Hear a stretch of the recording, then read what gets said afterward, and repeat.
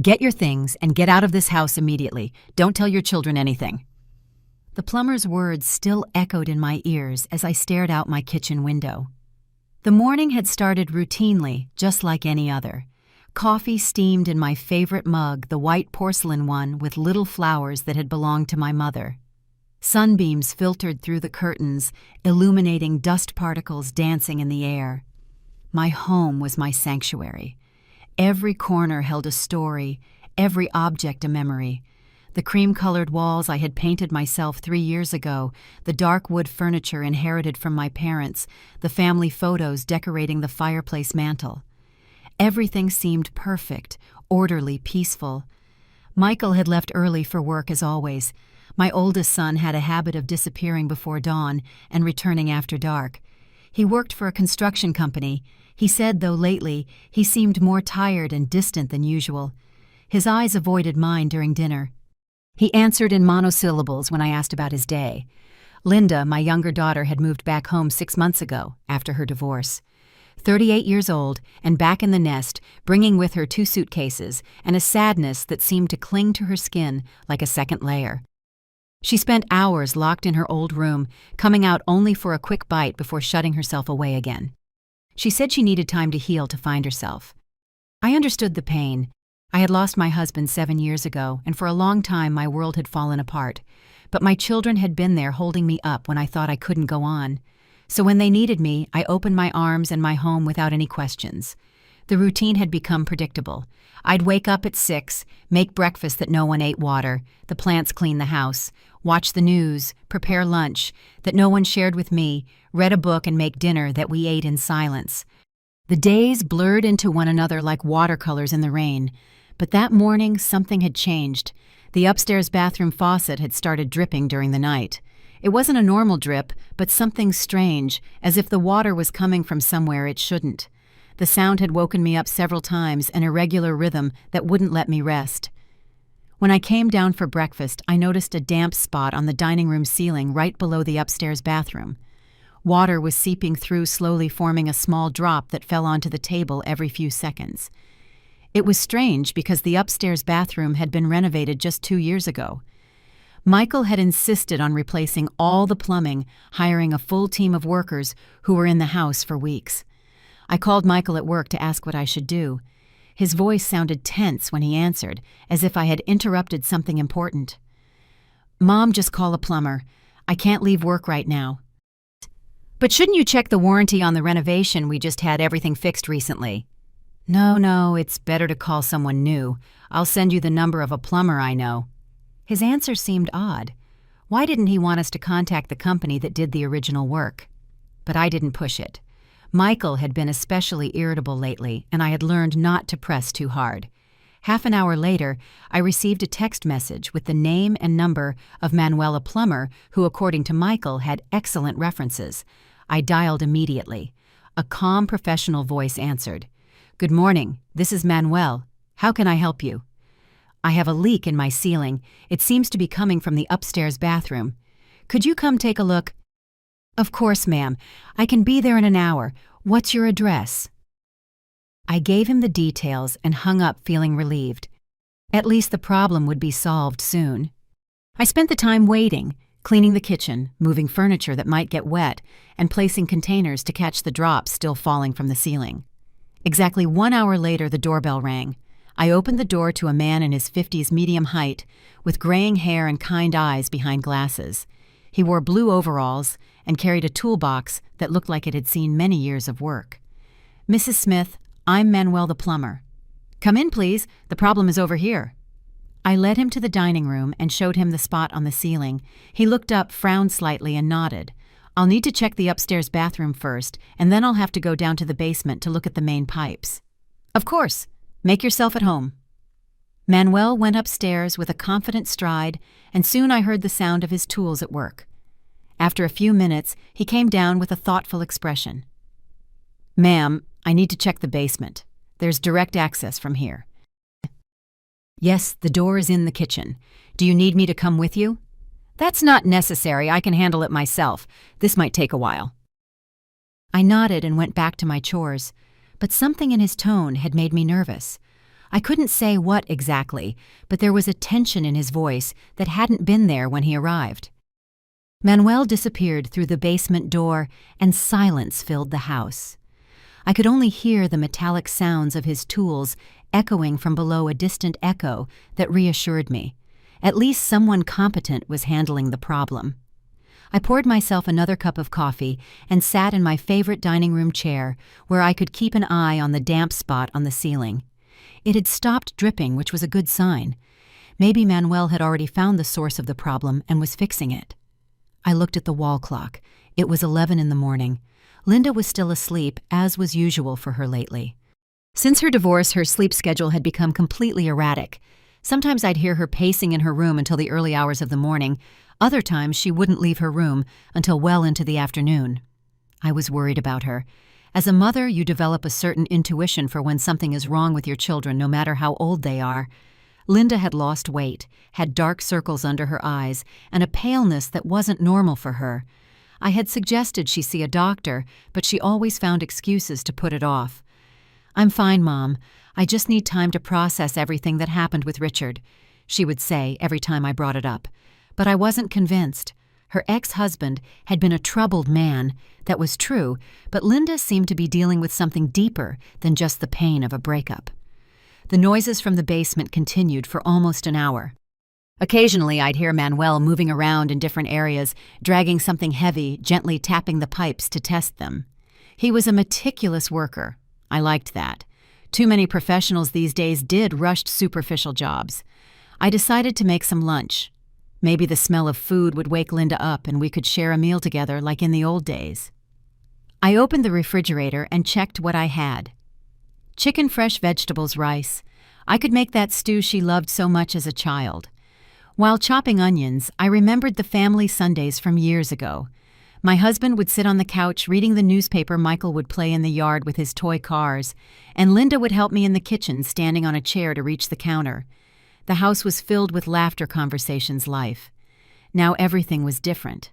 Sundays had become silent, almost melancholic. Michael came home late from work, even on weekends, always with some urgent project to attend to.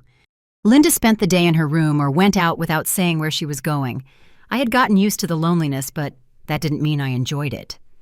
The sound of footsteps coming up from the basement interrupted my thoughts. Manuel appeared in the kitchen, but something about his appearance had changed. His face had lost its color, and his hands trembled slightly as he closed his toolbox. "Are you finished? Did you find the problem?" I asked, wiping my hands on my apron. Manuel looked at me strangely, as if he were evaluating something in my face. His eyes darted nervously between my face and the basement door. "Mrs. Smith, I need to talk to you. Can we sit down for a moment?" His tone had changed completely. He no longer sounded like the calm professional who had arrived an hour earlier. There was an urgency in his voice, a tension that immediately put me on alert. "Of course. Is everything all right? Is the leak serious?" "It's not exactly a leak, ma'am." He sat across from me at the kitchen table, placed his tools on the floor, and took off his glasses to clean them nervously. His hands were still shaking. "I don't understand. Then what's causing the dampness?" Manuel was silent for a moment, as if searching for the right words. Finally, he looked me directly in the eyes. "Ma'am, do you live here alone?" "No, I live with my 2 children, Michael and Linda. They're both adults, but they've temporarily moved back home." "And they have free access to the basement?" The question seemed strange. "Well, yes, it's their house too. Why do you ask?" Manuel leaned forward, lowering his voice as if someone might be listening. "Mrs. Smith, what I found down there is not a plumbing problem. Someone has installed something in the basement, something that shouldn't be there." My heart started to beat faster. "What kind of thing?" It's complicated to explain, but what I can tell you is that it's not accidental. Someone put it there on purpose, and that someone knows this house very well." I felt as if the floor was moving beneath my feet. "Are you implying that someone broke into my house to install something in my basement?" "No, ma'am. I don't think it was a stranger." His words hung in the air between us like a toxic cloud. I couldn't fully process what he was implying. "I don't understand. What are you trying to tell me?" Manuel stood up and walked to the window, looking out at the garden as if to make sure we were alone. "Ma'am, have you noticed any strange symptoms lately? Unusual fatigue, headaches, trouble sleeping?" The question took me by surprise. "Well, yes, I've been more tired than usual, and I've had some headaches. But I'm an older woman, those things are normal." "And your children? Have they shown the same symptoms?" I thought for a moment. Now that he mentioned it, I hadn't noticed Michael or Linda complaining of fatigue or headaches. In fact, despite Linda's emotional problems, they both seemed to be in good physical health. "No, they seem to be fine," Manuel nodded gravely, as if my answer had confirmed his suspicions. "Ma'am, I need you to listen to me very carefully. What I'm about to say will be hard for you to accept, but it's important that you believe me." He came back to the table and sat in front of me, taking my hands in his. His palms were cold and damp. "The device I found in your basement is connected to this house's ventilation system. Specifically, it's directed towards your bedroom." "My bedroom. What does that mean?" "It means someone has installed a system to release substances into the air you breathe, substances that could be slowly making you sick." The words seemed to come from far away, as if I were hearing them through a tunnel. They couldn't be real. Things like this didn't happen in real life, and definitely not in my house with my family. "That's impossible. There must be a mistake. Maybe it's some kind of air purifier installed during the renovation that you don't recognize." Manuel shook his head firmly. "Ma'am, I've been a plumber for over 20 years. I've seen all kinds of plumbing ventilation and filtration systems. What's in your basement is not an air purifier. It's something else entirely." I got up from the chair, needing to move to do something with the nervous energy building in my chest. "This can't be happening. There must be a logical explanation." "There is," Manuel said quietly. "Someone in this house wants to harm you." Manuel's words echoed in my head like funeral bells. "Someone in this house wants to harm you." I clung to the back of the chair, feeling as if my legs might give out at any moment. "No, that's impossible. My children would never hurt me. I raised them, I love them, they love me. You must be mistaken." Manuel stood up slowly with the expression of someone about to deliver devastating news. "Mrs. Smith, I understand this is hard to accept, but I need you to come with me to the basement so you can see with your own eyes what I found." I shook my head violently. "I don't want to see anything. I want you to leave my house right now. You're crazy if you think I'm going to believe my own children." "Please," he interrupted me in a soft but firm voice. "Just 5 minutes. If after seeing what I'm about to show you, you still think I'm wrong, I will leave immediately, and you will never hear from me again." Something in his tone stopped me. He didn't sound like a madman or someone making up stories. He sounded like a man who had seen something terrible and didn't know how to communicate it without destroying my world. "What exactly did you find down there?" "It's better if you see it for yourself. Words wouldn't do it justice." I glanced towards the stairs leading to the upper floor where Linda was probably still sleeping. Then I looked at the basement door. For 40 years I had gone down to that basement hundreds of times to do laundry, get Christmas decorations, store things we no longer used. It was a familiar safe space. "All right," I said finally, "but only for 5 minutes." Manuel nodded and took a flashlight from his toolbox. "You're going to need this. The lighting isn't very good in that area." I followed Manuel to the basement door, my heart pounding so hard I was sure he could hear it. We went down the wooden stairs that creaked under our feet, the same sound I had heard thousands of times before. But now every creak seemed sinister, like a warning. The basement had the familiar smell of dampness and age. Cardboard boxes were stacked against the walls, the washer and dryer in their usual corner. The gardening tools hung neatly. Everything seemed normal. "Over here," Manuel whispered, heading towards the farthest corner of the basement behind the furnace. I followed him, my eyes slowly adjusting to the dim light. Manuel turned on his flashlight and aimed it at a section of the wall I rarely visited. At first, I saw nothing unusual. What am I supposed to be looking at? Look closer behind those pipes. I followed the beam of his flashlight, and then I saw it. Tucked between the normal plumbing pipes was something that definitely didn't belong there. A series of thinner tubes made of what looked like specialized plastic, connected to a metal box the size of a toaster. "What is that? Come closer." I moved in, and Manuel aimed the light directly at the device. Now I could see that it had several compartments. Some contained liquids of different colors. Others had what looked like digital timers with flashing red numbers. "This is connected to your house's ventilation system," Manuel explained in a low voice. "Specifically, these tubes go up and connect to the air ducts that lead directly to your bedroom." I touched one of the tubes with trembling fingers. It was warm, as if it had been running recently. "What kind of liquids are those?"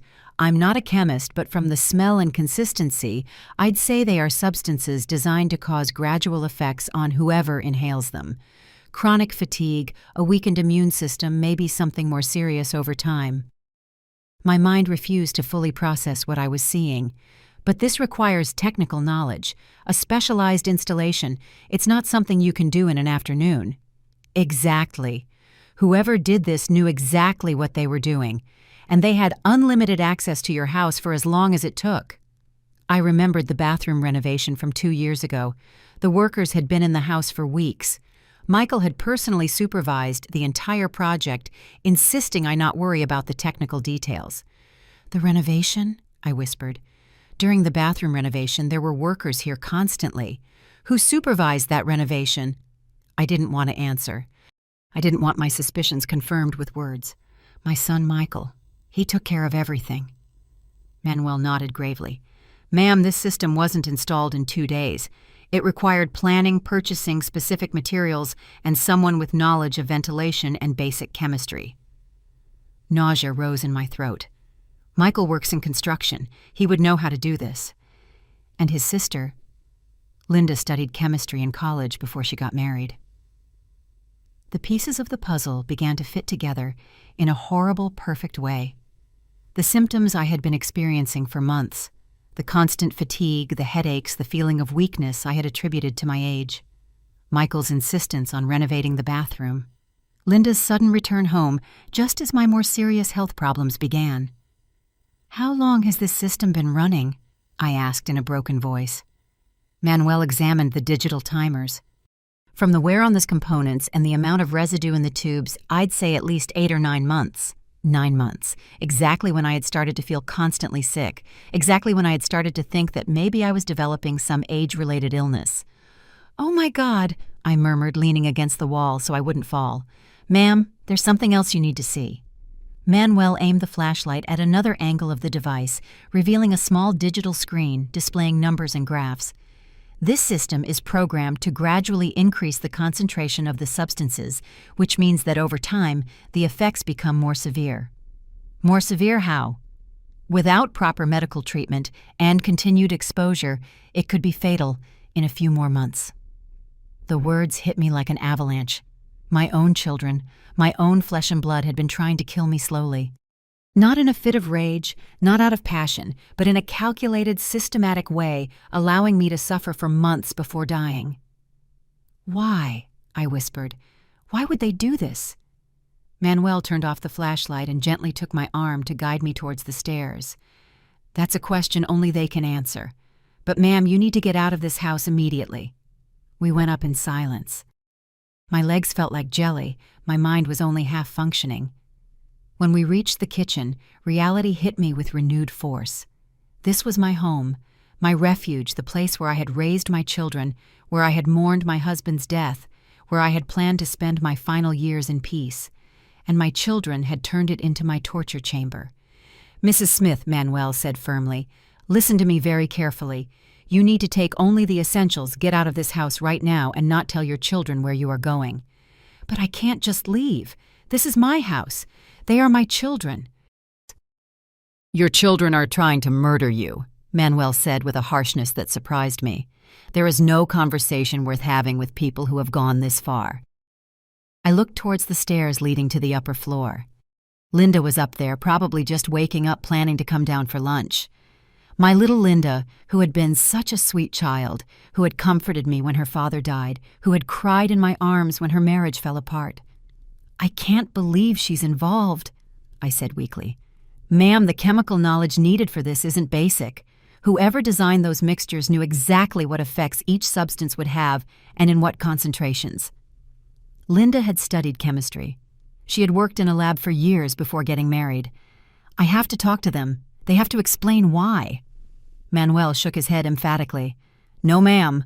Once they know you've discovered their plan, they might do something desperate. You need to get to safety first." The silence in the kitchen became deafening.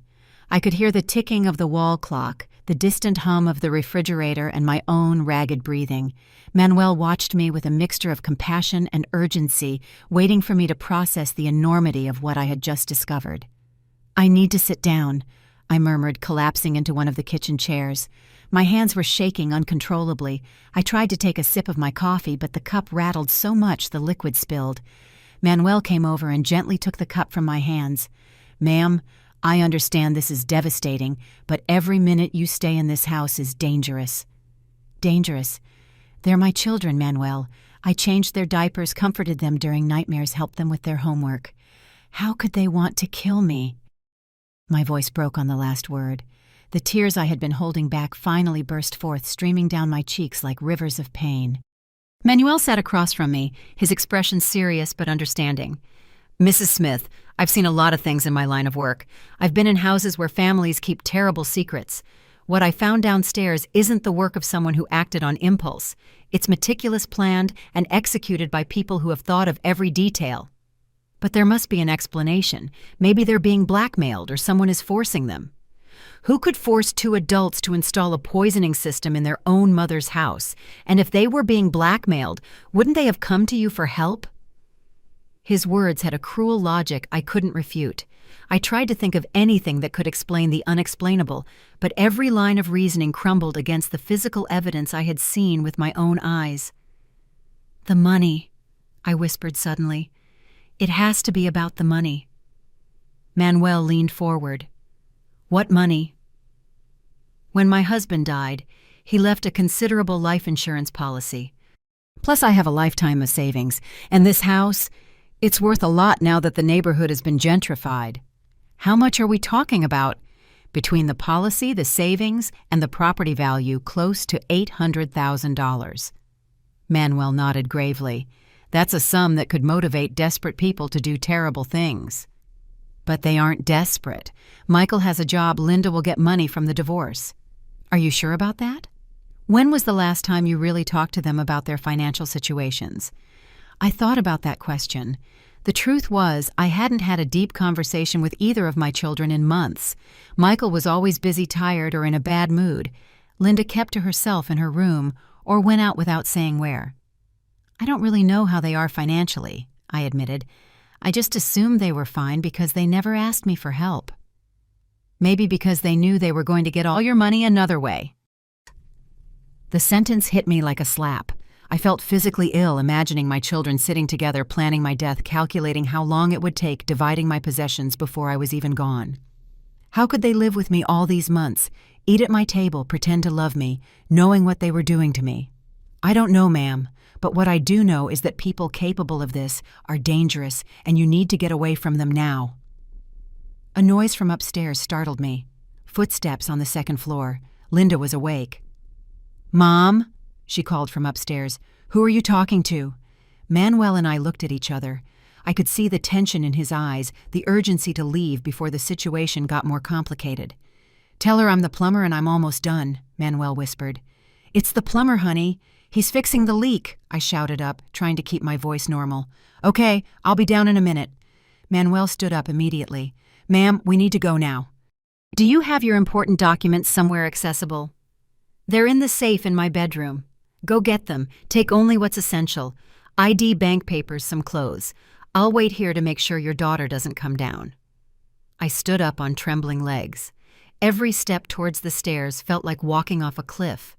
I went up trying to be as quiet as possible, though my heart was pounding so loudly I was sure it could be heard throughout the house.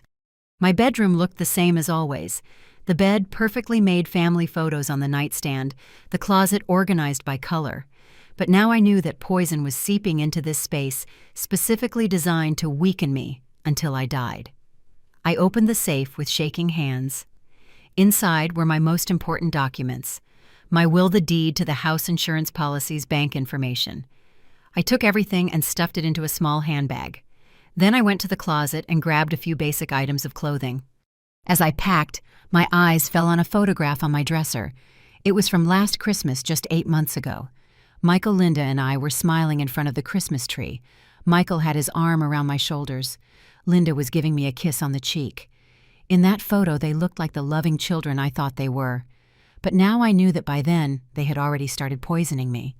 Michael had already installed the system. Linda had already calculated the chemical doses. And there they were, smiling, faking love while they carried out my slow death. I took the photograph and put it in my bag. Not because I wanted to remember that moment, but because I needed to remember that the people closest to us can be the most dangerous. I heard voices downstairs. Linda had come down and was talking to Manuel. Her voice sounded normal, almost cheerful, as if she wasn't a murderer chatting with the man who had uncovered her crime. I went down the stairs as quietly as I could. From the bottom step, I could see Linda in the kitchen, dressed in pink pajamas and slippers, her hair messy from sleep. She looked so innocent, so vulnerable. "So the problem was the old pipes after all," she was saying to Manuel. "Exactly," he replied in a professional tone. "It's all fixed now. You shouldn't have any more trouble." What a relief Mom was so worried about that leak. Linda turned and saw me coming down the stairs with my handbag. "Are you going out, Mom?" The question froze me. How could I lie to her? How could I pretend everything was normal when I knew what she had done? "Yes, I have a few errands to run," I said, trying to keep my voice steady. "Do you want me to come with you? I don't have any plans today." The offer terrified me. What would happen if I went out with her? Had she planned to do something if she suspected I had discovered their plan? "No, that's not necessary. It's just boring bank stuff." Manuel approached with his toolbox. "Well, Mrs. Smith, my work here is done. You shouldn't have any more problems." I understood it was his way of telling me it was time to go. "How much do I owe you?" I asked, playing along. $60. I took the money from my purse and handed it to him, our eyes meeting for a moment. In his gaze, I saw determination and protection.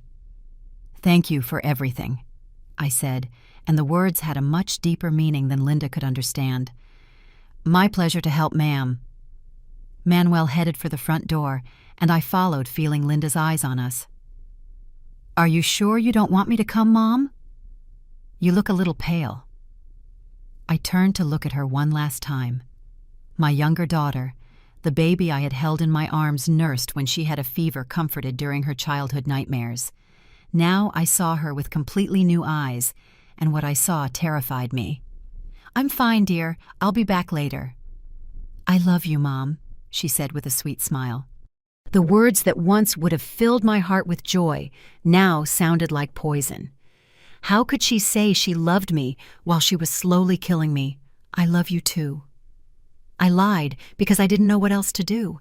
I walked out of the house that had been my home for 40 years, not knowing if I would ever be able to return. Once outside, the fresh air hit my face like a revelation.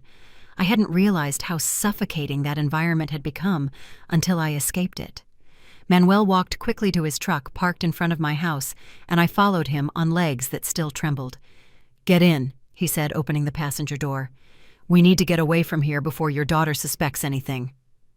I got into the vehicle, clutching my handbag to my chest like a life raft. Manuel started the engine, and we began to drive away from my neighborhood. I looked in the side mirror and saw my house growing smaller in the distance. The house where I had been happy, where I had cried, where I had raised my children, where I had almost died without knowing it. "Where are we going?" I asked in a hoarse voice. "To a safe place where we can think clearly," Manuel replied, keeping his eyes on the road. "There's a coffee shop about 20 blocks from here. We can sit down, talk about the next steps, and call the authorities." "The authorities? You mean the police?" "Yes, ma'am. What we discovered constitutes attempted murder. This isn't something we can handle on our own." The word murder echoed in my head. My children weren't just ungrateful or greedy. They were potential killers. Killers who had been living with me, eating my food, pretending to care about my well-being. while meticulously carrying out my death. "I can't believe this is real," I murmured, staring out the window at the familiar streets that now felt strange and threatening. "I know. It's hard to process. But Mrs. Smith, you made the right decision by leaving that house. What if we're wrong? What if there's an explanation we're not seeing?" Manuel glanced at me briefly before refocusing on the traffic. "Ma'am, I installed ventilation systems for 15 years before becoming a plumber. What I saw in your basement is not a mistake. It's not a misunderstanding. It is a device specifically designed to disperse chemical substances into the air of your room. There is no innocent explanation for that." I knew he was right, but my mind kept desperately searching for an alternate reality where my children weren't monsters. How much time do you think would have passed before it worked? Based on the timers and the concentration, I saw I'd say you had maybe 2 or 3 more months. Your symptoms would have gradually worsened until it looked like a natural illness. You probably would have developed severe respiratory problems, vital organ failure. You would have died slowly and no one would have suspected anything strange. Tears welled up in my eyes again. How can 2 people plan something like that? How can they look their mother in the face every day, fake love while they're killing her? I don't have an answer for that, ma'am. But what I do know is that people capable of this are not going to stop just because you confront them. If they find out you know the truth, they might speed up their plans or try something more direct. The thought terrified me. You think they'll look for me? It depends on how desperate they are for the money and how committed they are to their original plan. We arrived at the coffee shop, a cozy little place with wooden tables and the aroma of fresh coffee. Manuel chose a table in the back, away from the windows and near a rear exit. When I realized he was thinking strategically about escape routes, the reality of my situation hit me again. A young waitress approached our table. "What can I get for you?" "2 coffees, please," said Manuel, "and maybe something sweet for the lady. She's had a rough day." The waitress nodded and walked away. Manuel waited until we were alone before continuing. "Mrs. Smith, we need to talk about your options. The first is to call the police immediately and report what we found." "And what would happen then?" "They would go to your house with a search warrant, examine the device, and arrest your children if they find enough evidence." The idea of seeing Michael and Linda in handcuffs being taken away in a police car turned my stomach. But the alternative was them continuing their plan until they killed me. What's the second option? We could document everything ourselves first, take pictures, get samples of the chemicals, build a solid case before involving the authorities. Would that mean going back to the house? Not necessarily. I could go back under the pretext of checking that the repair worked correctly. I could take photographic evidence of the device. The waitress returned with our coffees and a slice of chocolate cake I hadn't ordered but was grateful for. I needed sugar to process all this information. "But why would you do that for me?" "You don't even know me." Manuel took a sip of his coffee before answering.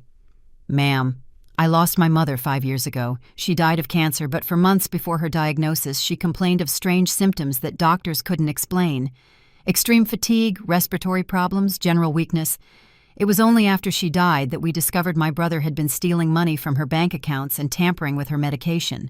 Oh my God. I couldn't save my mother because I didn't see the signs in time. But when I saw what was happening in your house, I knew I had a second chance to do the right thing." His words moved me deeply. Here was a stranger risking his time and possibly his safety to help an elderly woman he had just met that morning. "Was your brother arrested?" "Yes, but not for the physical harm he caused my mother, only for the theft. By the time we found out about the medication, it was too late to prove it contributed to her death." "That's why you want to help me gather solid evidence." "Exactly. I don't want your children to escape the consequences of what they've done." I took a bite of the chocolate cake, but it tasted like ash in my mouth.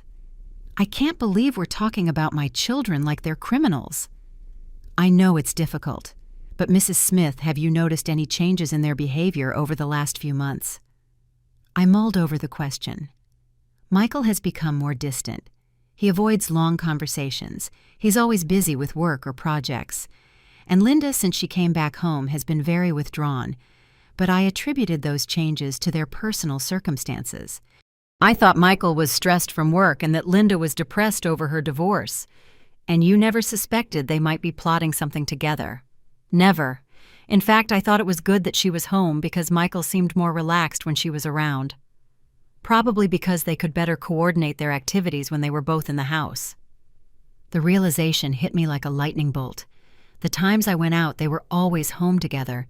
They could have been adjusting the device, changing the concentrations, monitoring my symptoms. It's very likely. How could I have been so blind? Because you love them. And when we love someone, we tend to give them the benefit of the doubt, even when the signs are right there. My phone buzzed. It was a text from Linda. "Mom, is everything okay? You've been out longer than usual." I showed the message to Manuel. His expression hardened. "They're already monitoring your movements. Text her back that you're fine, but you got held up at the bank."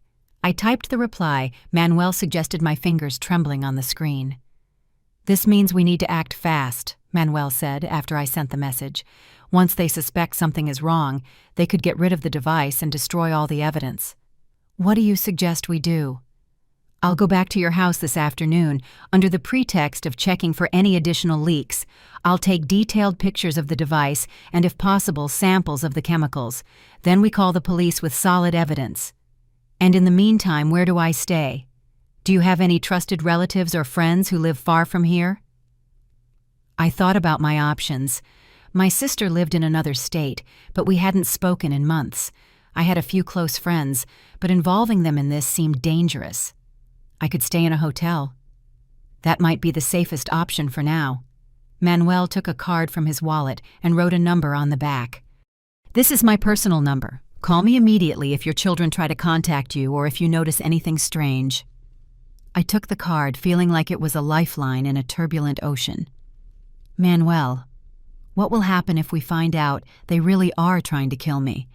How will I live knowing that my own children—" "One step at a time, ma'am. First, let's make sure you're safe. Then we'll worry about the rest." Manuel drove me to a modest but clean hotel downtown, far from my neighborhood and any place my children might look for me. While he spoke with the receptionist, I sat on one of the lobby armchairs clutching my purse and trying to process that my life had completely changed in a matter of hours.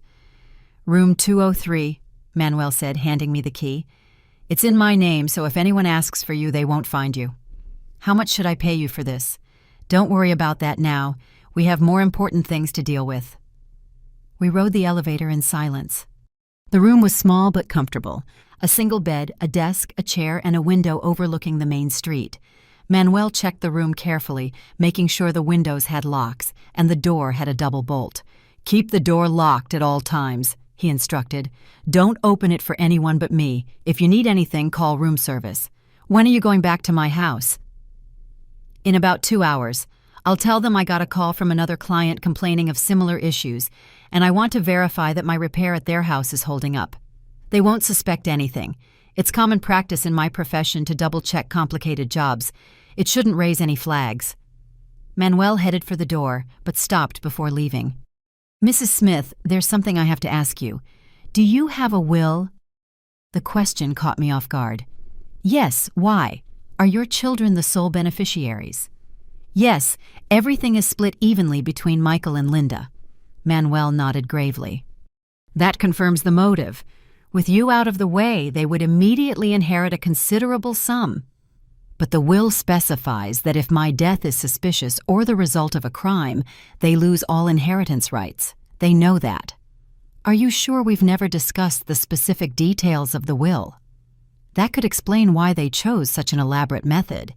If your death appeared natural, the result of a gradual illness, no one would question the will. The calculated coldness of their actions terrified me again. They had not only planned to kill me, but they had planned to do it in a way that guaranteed they would benefit financially from my death. Manuel, what kind of people do this? People who have lost all normal emotional connection. People for whom money has become more important than any family bond. But I raised them to be good people. I taught them values, gave them love, provided them with an education. Sometimes, ma'am, people turn into something completely different from what we expected. Circumstances, pressures, bad decisions can change someone completely." After Manuel left, I was alone in the hotel room. The silence was overwhelming. For decades, I had been used to the constant noise of a full house, the television conversations, footsteps on the stairs, doors opening and closing. Now in this silent room, my mind finally had space to fully process what I had discovered.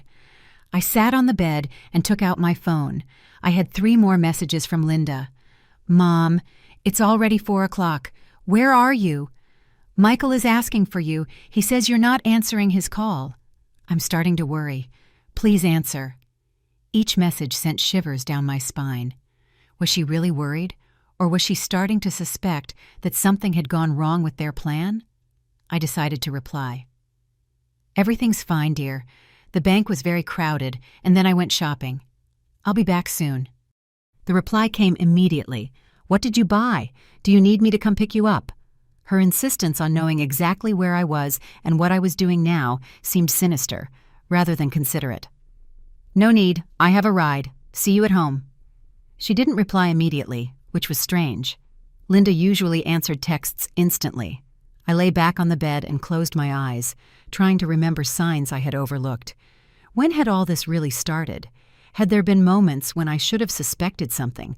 I remembered a conversation from a few months ago. Michael had casually mentioned that he thought I should consider moving to a smaller apartment. "This house is too big for one person, Mom," he had said, "and the upkeep must be expensive." At the time, I thought he was worried about my well-being. Now I realized he might have been assessing the property's value. I also remembered Linda asking strange questions about my finances. "Do you have enough money for your medical expenses as you get older, Mom? Have you thought about what you'll do if you need special care?" I had interpreted these questions as normal filial concern.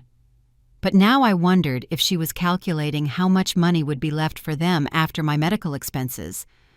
My phone rang, startling me. It was Michael. "Hi, Mom. Linda says you've been out all day. Is everything okay?" His voice sounded tense, as if he were holding back some emotion.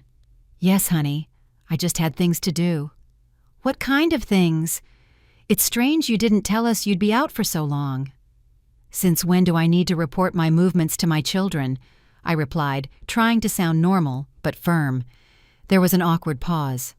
"You're right. It's just, we worry when you change your routine." "My routine? Well, you're normally home in the afternoons. You make dinner at the same time every day." "Nothing." I realized they had been monitoring my schedule much more closely than I had noticed. It was to make sure I was in my room during the times of highest poison concentration. "I have the right to change my routine occasionally," I said. "Of course. Are you going to be home for dinner?" "I'm not sure. I might eat out tonight." Another pause. "Out with whom?" His tone had become more tense. It was as if the idea of me having an independent social life made him nervous. "With a friend." I lied. "What friend? You haven't mentioned plans with friends in months." His interrogation was making me more and more nervous. Why did he need to know exactly who I was with, and where Michael? Why so many questions? I'm a grown woman. "I'm sorry, Mom. It's just, you've been acting a little strange lately." "Strange how?" "More tired, more forgetful. Linda and I have been worried about your health." The irony of his words made me sick. They had caused my fatigue and confusion, and now they were pretending to be concerned about the symptoms they had created. "I'm fine," I said firmly. "Maybe you should see a doctor, as a precaution." "For what?" "To make sure everything is normal. At your age, it's important to have regular checkups." They wanted me to go to a doctor to document my symptoms, to create a medical history that would support the idea that I was developing a natural illness. "I'll consider it," I said, wanting to end the conversation. "Okay, I love you, Mom. Be careful." "I love you too." I lied because the words had become automatic after decades of repeating them. After hanging up, I realized my hands were shaking violently. The conversation had confirmed my worst fears. They were not only poisoning me, but they were carefully monitoring my response to the poison, documenting my symptoms, preparing for the final phase of their plan. I looked at the clock. Manuel had been gone for an hour. I hoped he could get the evidence we needed without raising suspicion. My phone buzzed with another message from Linda. "Michael says you're having dinner out. with which friend we could join you. The idea of being in a restaurant with my 2 children, knowing what I knew now, terrified me. What if they suspected I had discovered their plan?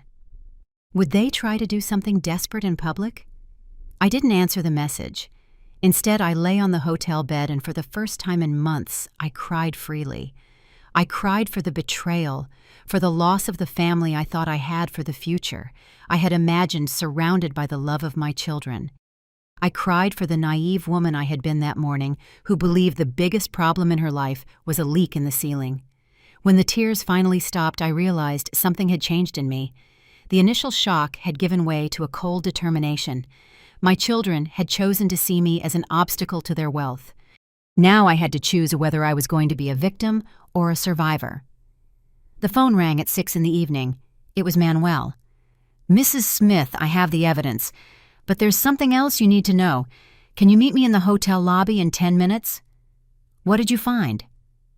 It's better if we talk in person. And ma'am, prepare yourself for something disturbing." I went down to the lobby with my heart in my throat. Manuel was sitting in the same armchair where I had waited before, but his expression was even more serious than in the morning. He had a folder and a digital camera in his hands. "What happened?" I asked, sitting across from him. "I got detailed pictures of the device," he said, opening the folder. "But while I was documenting everything, I heard your children talking in the kitchen. They stayed there thinking I was in the basement working." He showed me the photographs. They were clear, detailed images of the system I had seen that morning. The tubes, the chemical containers, the digital timers, everything documented from multiple angles. "These photos are solid evidence," he continued. "But what I heard is even more important." "What did you hear?" Manuel leaned forward, lowering his voice, even though we were in a secluded corner of the lobby. "Your son Michael was telling Linda that you had been acting strangely today, that your answers to their questions were evasive." "They already suspected something." "Yes, but there's more. Linda said they needed to speed up the timeline, that they couldn't risk waiting another 2 months. I felt like I had been punched in the chest. "Speed up how?" "Michael mentioned something about Plan B. He said they had a second option that would be quicker but riskier." "What kind of Plan B?"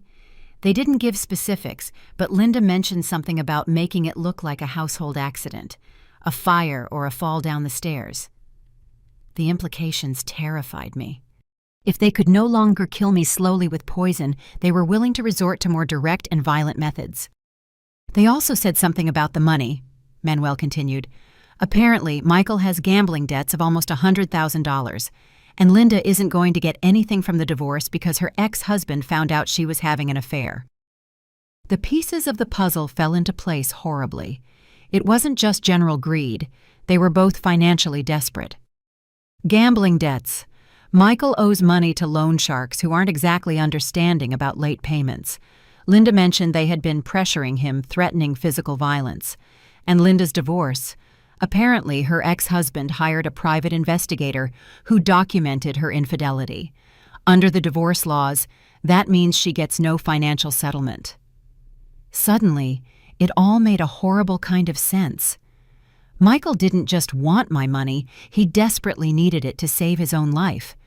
And Linda had lost all hope of financial stability after her divorce.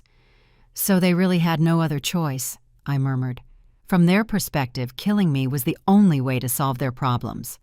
"That's what I'm afraid of, and now that they suspect something is wrong, they might act impulsively." Manuel took more photos out of the folder. "But there's something else I found." After they finished talking, they went down to the basement together. They wanted to verify that the device was still working correctly. "You followed them." I hid in a corner and watched them. Mrs. Smith, what I saw, confirmed that this has been going on for months. He showed me a photo of a notebook he had managed to capture from a distance, pages filled with dates, times, and handwritten notes. "What is that?" "A detailed log of your response to the poison. Dates when you seemed more tired, when you complained of headaches, when you had trouble sleeping. They've been documenting everything as if it were a science experiment." The photo showed entries like, March 15th, Mom complained of dizziness after lunch. March 22nd, slept until 10 a.m., very unusual. April 3rd, forgot dentist appointment, mental confusion increasing. "They've been monitoring my decline," I whispered, feeling nauseous, "and adjusting the doses based on their observations. Look at this entry from last month." He pointed to a line that read, "Reduce nighttime concentration symptoms too obvious. Michael suggests switching to morning release when she's alone." They were refining the process to make sure no one else noticed what was happening to me. Exactly. But ma'am, there's something even more disturbing. Manuel turned to the next page of photos. It showed a list written in Linda's handwriting. What does it say? "It's a list of symptoms they expected you to develop and a timeline for when they planned for each one to appear." And I read the list with growing horror. Weeks 1 to 4, general fatigue attributable to aging. Weeks 5 to 8, memory problems, mild confusion. Weeks 9 to 12, respiratory difficulties, physical weakness. Weeks 13 to 16, severe deterioration, possible hospitalization. Weeks 17 to 20, organ failure, apparently natural death. "We're in week 14, Manuel said grimly. "According to their timeline, you should already be hospitalized, dying slowly, while doctors tried to figure out what mysterious illness had struck you." "But I'm still here," I said, feeling a fierce determination growing in my chest. "Their perfect plan failed." "Yes, but now they know something went wrong, and desperate people do desperate things." My phone vibrated. It was a message from Michael. "Mom, the plumber came back to check his work. He says everything is perfect. When are you coming home?" "They already know you're not where you should be," Manuel said, reading the message over my shoulder. "And they're starting to panic. What do we do now?" "We call the police immediately. With these photos and what I heard, we have enough evidence to get them arrested." But before I could answer, my phone rang. It was Linda. "Answer it," Manuel said, "but be very careful what you say." "Mom, where are you?" "Michael and I are very worried." Her voice sounded different. There was a tension that hadn't been there in previous conversations. "I'm fine, dear. Why so worried?" "It's just... the plumber said something strange when he came to check his work." My heart sped up. "What did he say?" "He mentioned you had been asking about ventilation problems in the basement, but you never mentioned any ventilation problems." Manuel had made up that story as an explanation for exploring the basement, but now it had backfired. "I don't remember saying that," I lied. "Mom, is there something you're not telling us? Is there a problem with the house that we don't know about?" I could hear Michael talking in the background, but I couldn't make out the words. "Everything is fine, Linda. It was just a misunderstanding with the plumber." "Where are you right now? We can come pick you up." The question sounded like a threat disguised as an offer of help. "That's not necessary. I have a ride." "But Mom, it's already 7 o'clock. You never stay out this late without letting us know." "Linda, I'm an adult. I don't need to ask permission to leave the house." "I know, but..." There was a pause, and I heard murmurs in the background. "Michael wants to talk to you." Before I could protest, Michael's voice replaced Linda's. "Mom, you need to come home right now." His tone had changed completely. He was no longer the concerned son. He sounded authoritarian, almost threatening. "Excuse me, you said you were running errands at the bank and shopping, but the bank closed at 5 and you haven't bought anything. Where have you really been?" "I don't have to explain my movements to you, Michael." "Yes, you do, especially when you start acting so suspicious and strange." Manuel gestured for me to hang up, but I needed to hear how far they were willing to go. "Suspicious of what? The plumber told us you were asking very specific questions about ventilation systems, questions that someone would only ask if they suspected something was wrong." My blood ran cold. They had put the pieces together faster than we expected. "I don't know what you're talking about." "Mom, come home now. We can talk about this as a family." "And what if I don't want to come home?" There was a long, charged pause. When Michael spoke again, his voice was ice cold. "Then we'll have to come and get you." I hung up the phone with trembling hands. Michael's words echoed in my head like a direct threat. Manuel looked at me with a grave expression. He had heard enough of the conversation to understand that the situation had escalated dangerously. "Mrs. Smith, we need to call the police right now. Your children know you've discovered something, and they're willing to take drastic measures to silence you." Manuel said, taking out his own phone. "Wait," I said, grabbing his arm. "What are we going to tell them, that my children are slowly poisoning me and just threatened me over the phone? It sounds like the paranoid fantasy of an old woman." "We have the photos, the physical device in your basement, and I am a witness to the conversation I overheard between them. That's solid evidence." Before he could respond, my phone vibrated again. This time it was a text from a number I didn't recognize. "Mrs. Smith, we know where you are. The President Hotel downtown, room 203. You have 10 minutes to come down to the lobby before we come up to get you." Terror completely paralyzed me. "Manuel, look at this." I showed him the message with fingers that shook so badly I could barely hold the phone. "How the hell did they find out where I am?" Manuel looked around the lobby nervously. "Did you tell anyone else where you were?" "No, nobody. Only you knew." Suddenly I realized, is your truck registered at the hotel? There could be security cameras that showed us arriving together. It's possible, or maybe they followed my vehicle when I left your house the second time. If they were already suspicious, they might have been watching. Another message arrived, this time from Linda. "Mom, we know you're at the President Hotel. We don't want to hurt you, we just want to talk. But if you don't come down voluntarily, Michael is going to come up to your room, and he's very upset right now."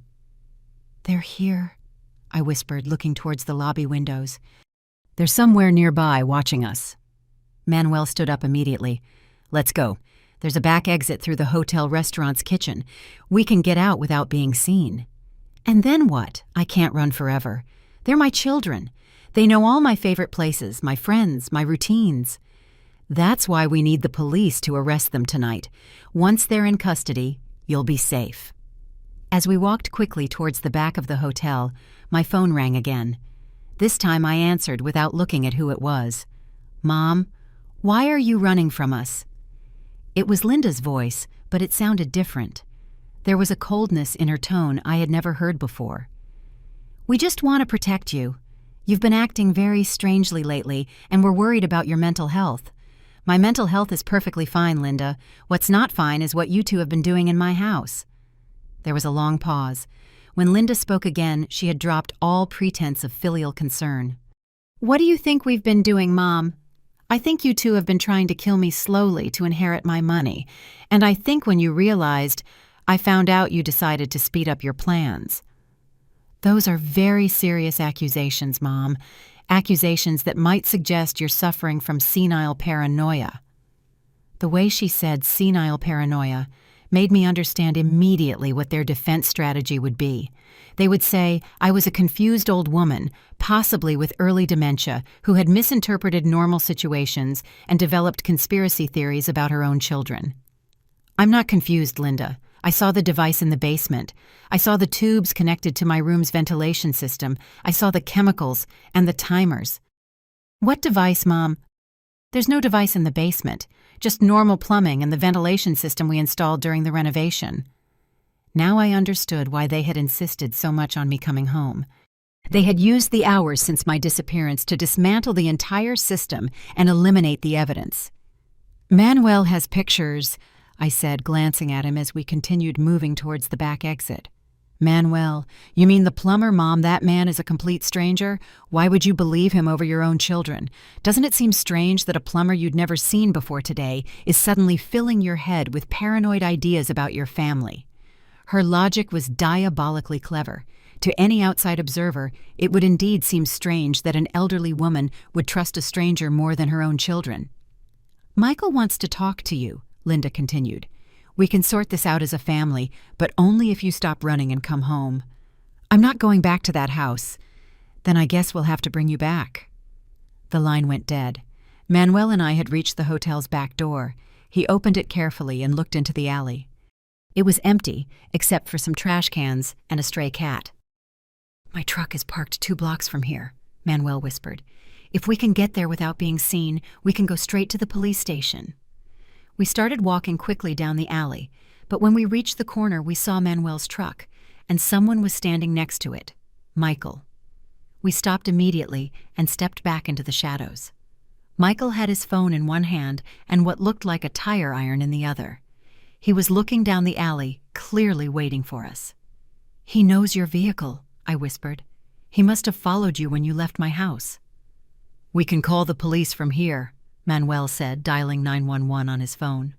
But before he could complete the call, we heard footsteps behind us. We turned and saw Linda blocking our way out of the alley. In her hands, she held something that made my blood run cold, a large syringe filled with a clear liquid. "Hello, Mom," she said with a smile that didn't reach her eyes. "You've been very hard to find."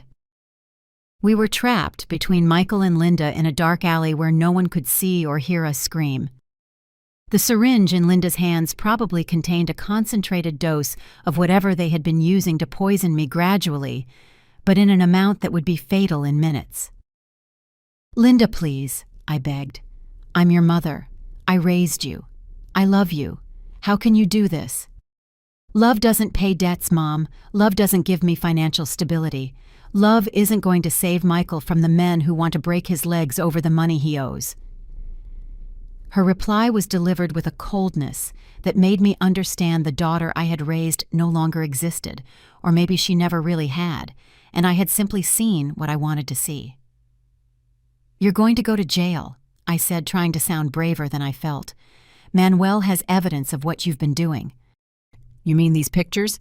Michael approached from the other end of the alley holding Manuel's camera.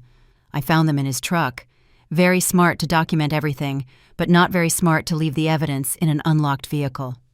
My heart sank. Without the photos, we had no physical proof of what they had been doing, and by the time the police could get a warrant to search my house, they would have already removed all traces of the device.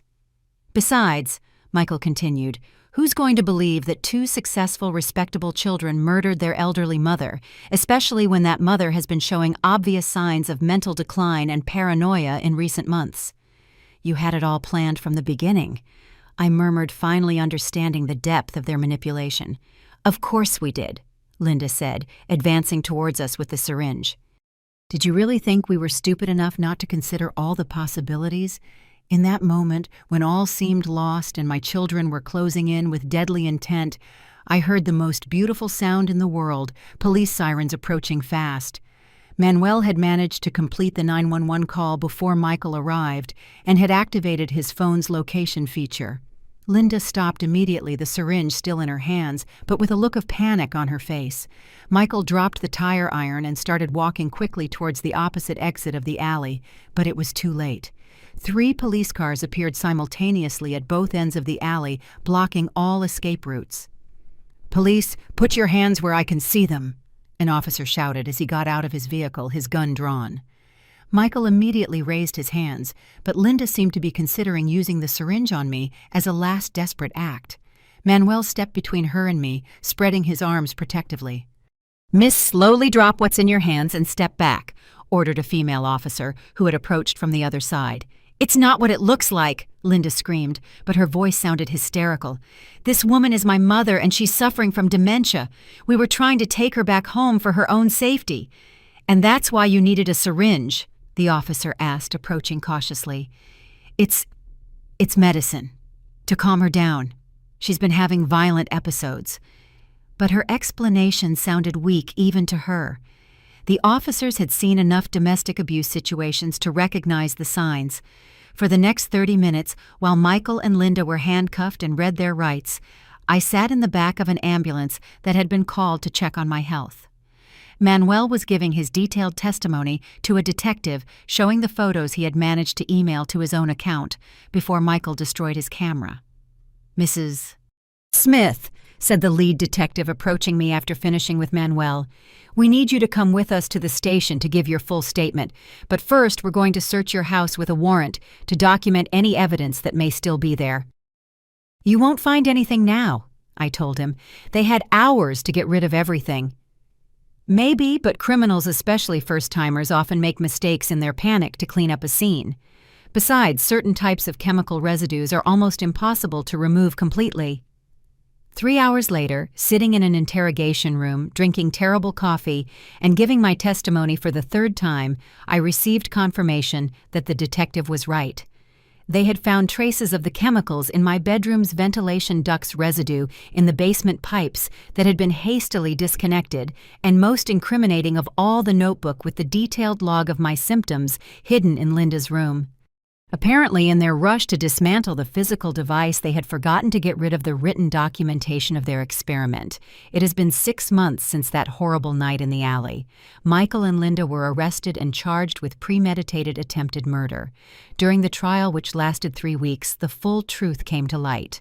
Michael's gambling debts amounted to $120,000, and the loan sharks had begun to threaten not only him, but also Linda. She had lost everything in her divorce due to her proven infidelity and was facing bankruptcy. Together, they had calculated that my death would give them immediate access to $800,000 in life insurance savings and the value of the property. The slow poisoning method had been Linda's idea. She remembered enough from her chemistry studies to design a mixture that would mimic natural deterioration due to aging. During the trial, neither of them showed any real remorse. Their statements focused on justifying their actions due to financial desperation, as if that somehow lessened the gravity of conspiring to murder their own mother. Michael was sentenced to 25 years in prison, without the possibility of parole, for 15 years. Linda received 20 years with the possibility of parole after 12. Both appealed their sentences, but the appeals were denied. I sold the house where I had lived for 40 years. I couldn't stay in a place where every room reminded me of the betrayal. With the money from the sale, I bought a small apartment in a coastal city 200 miles away, where the ocean air helps to clear away the toxic memories. Manuel became more than the man who saved my life. He became a dear friend. We write to each other weekly, and he visits me every few months. He helped me understand that not everyone in the world is willing to betray trust for money. Some strangers can become true family, while some family can become dangerous strangers. Now, when I sit on my new balcony watching the sunset over the ocean, I reflect on the lessons I learned in the most painful way possible. True love is not based on shared blood, but on genuine actions and mutual care. Real family are the people who protect you when you are vulnerable, not those who take advantage of your vulnerability for their own gain. Sometimes I wonder if there were signs I should have noticed earlier, but I've come to the conclusion that when we trust someone completely, we tend to interpret even suspicious actions in the most benevolent way possible. That is not a character flaw, it is a natural human characteristic that manipulators exploit. And you, dear listeners, do you believe that a small detail can completely change one's destiny?